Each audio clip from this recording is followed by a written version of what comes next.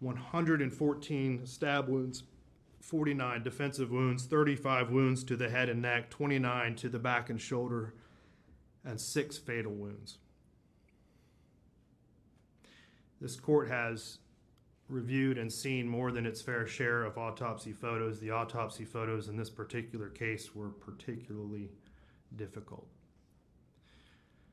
The 49 defensive wounds indicate that Tristan Bailey was conscious, that she was aware, and that she was doing everything she could to fend off this attack. She suffered a painful, horrifying death from someone that she trusted. Her screams were most likely stifled by her own suffocating lungs. He lured her into a secluded place in the woods near his home, a person that she trusted, and he led her there under false pretenses. There was a heightened level of premeditation in this case. Based on the prior statements that he made to his girlfriend and his friend, he indicated that he was going to kill someone. At which point he determined that it was going to be Tristan Bailey, I don't know. But there was going to be a victim. He indicated that how he was going to do it, that he would take them into a wooded place, that he would stab them, he would kill them and then run away so that he could keep on killing. He told his best friend that he wanted to kill someone to see what it felt like, and he wanted to watch them bleed out. This particular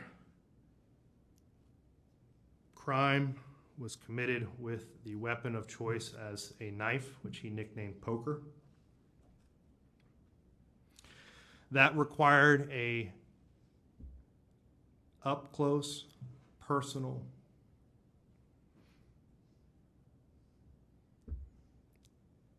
type of murder that is rare. It's unique.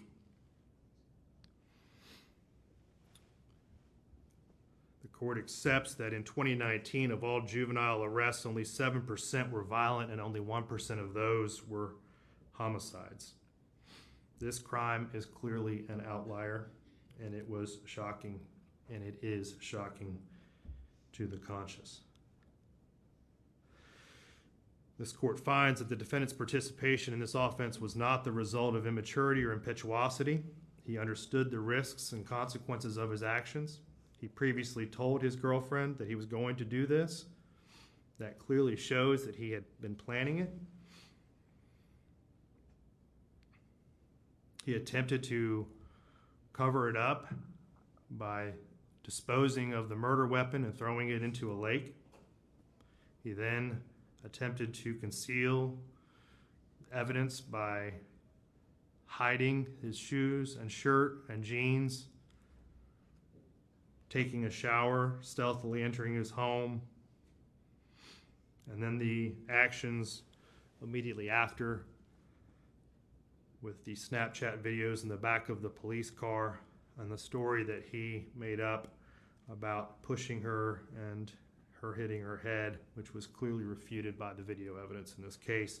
All of that shows, and this court finds, that this was not an immature or an impetuous type of crime. It makes it unique.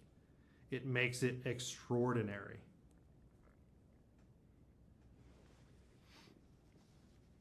What is also very troubling is that this crime had no motive. This was not done out of greed. It was not done in retaliation, retribution, or revenge. It was not a crime of passion. It was not a crime that was committed because he felt rejected by her. It was not done in a fit of uncontrollable anger. There was no reason. There was no purpose. It was done for no other reason than to satisfy this defendant's internal desire to feel what it was like to kill someone. It was committed in a cold, calculated, and premeditated manner without any pretense for moral or legal justification, and it was heinous, atrocious, and cruel. This factor and this factor alone makes this case and this defendant more than just unique. It is for this reason and all of the reasons previously stated that leads this court to the conclusion that there is only one appropriate sentence in this case. Mr. Fucci, if you and your attorneys would please rise.